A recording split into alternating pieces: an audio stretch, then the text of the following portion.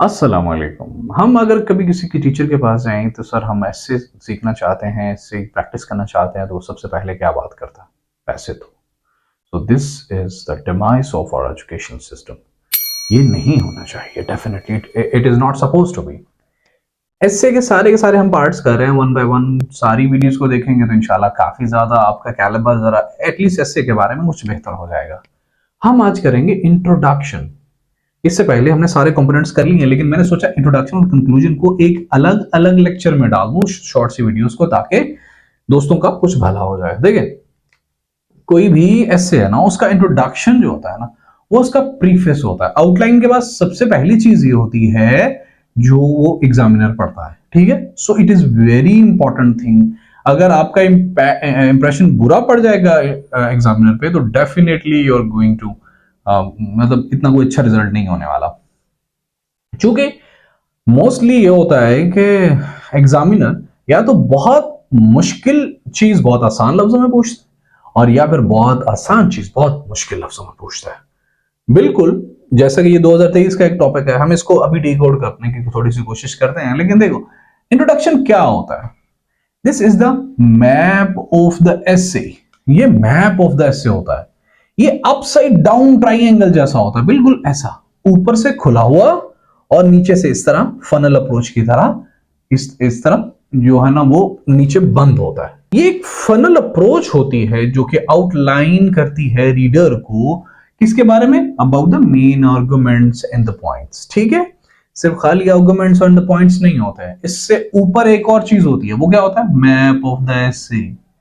इससे ऊपर एक और चीज होती है, वो होती है इसको डिकोड करना। What is instruction in youth like engraving in stone? What is this? What does mean?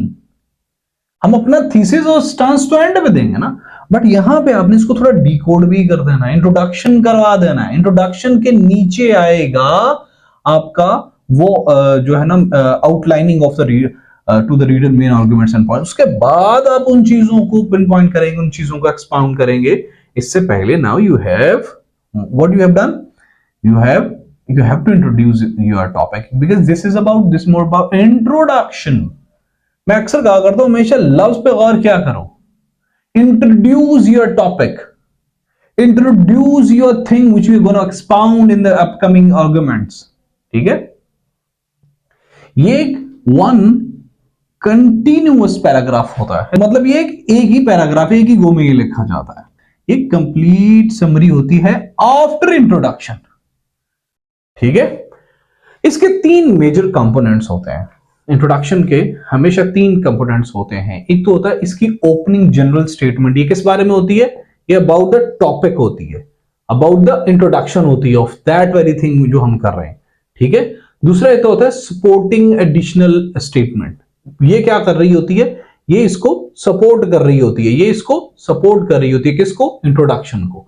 Introduction में दी गई हमारी पहली जनरल स्टेटमेंट को सपोर्ट कर रही होती है। ठीक है, और लास्ट पे जो हमारा होता है वो होता है थीसिस स्टेटमेंट, और इसके दरमियान में हमारा सम टाइम, देखो अगर तो डिस्क्रिप्टिव ऐसे है, नैरेटिव ऐसे है, या फिर आर्गुमेंटेटिव ऐसे है, या कोई भी ऐसे है, आपने उसको उसके औकात के मुताबिक डील करना है।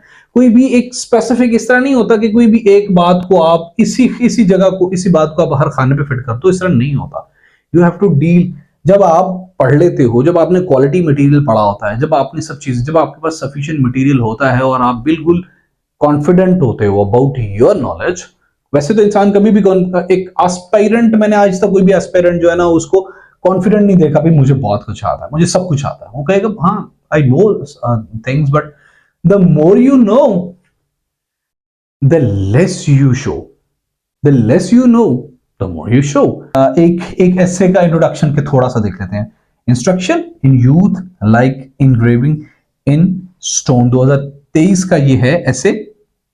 इसमें सबसे पहले तो आप ये बताओगे आपने इससे अंडरस्टैंड क्या किया? इंसान को तालीम ऐसे ही है जैसे किसी पत्थर को खुरेदना।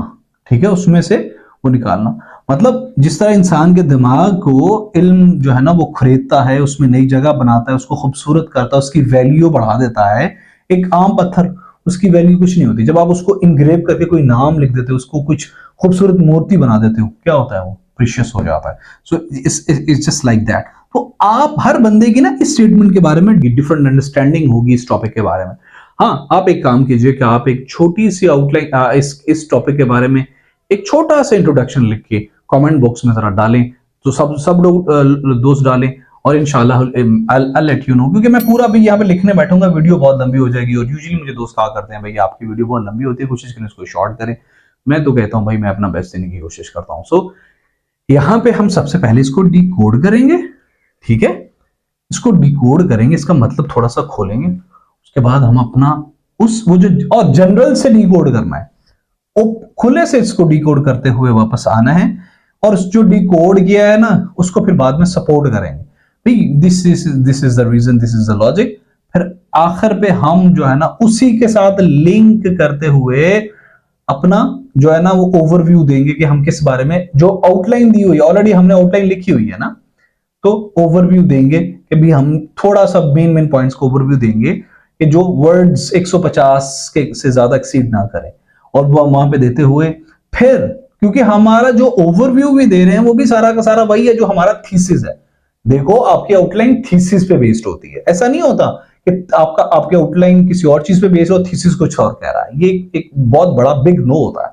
सो आप एंड पे आके अपनी आउटलाइन पे बात करते करते करते हम थीसिस खत्म कर देते। तो क्या मैंने कहा, सबसे पहला पॉइंट है इसका इंट्रोडक्शन, ठीक है, इसका थोड़ा इसकी वजाहत, दूसरा है उस वजाहत की वजाहत, तीसरा है थोड़ा सा इसमें आपने जो है ना वो थोड़ा इंट्रोडक्शन दे देना अपनी आउटलाइन का।